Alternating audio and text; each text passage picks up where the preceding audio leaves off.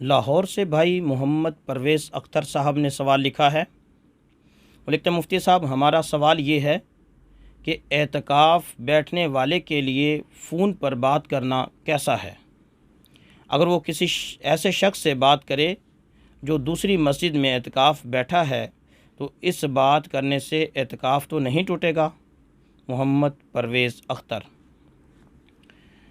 جی میرے محترم بھائی، نمبر ایک تو اعتکاف بیٹھنے کا جو مقصد ہے وہ عبادت ہے، اللہ کی رضا حاصل کرنا ہے، لیلۃ القدر کی تلاش ہے، یہ بڑے بڑے مقاصد ہیں۔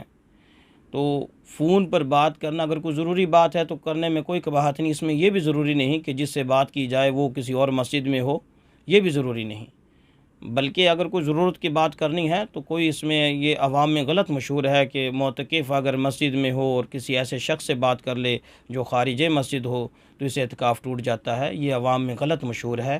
معتکف یعنی اعتکاف بیٹھنے والا خود مسجد میں ہو تو وہ اگر بغیر فون کے بھی اگر باہر کھڑے کسی شخص سے بات کرتا ہے تو اس سے اعتکاف نہیں ٹوٹتا۔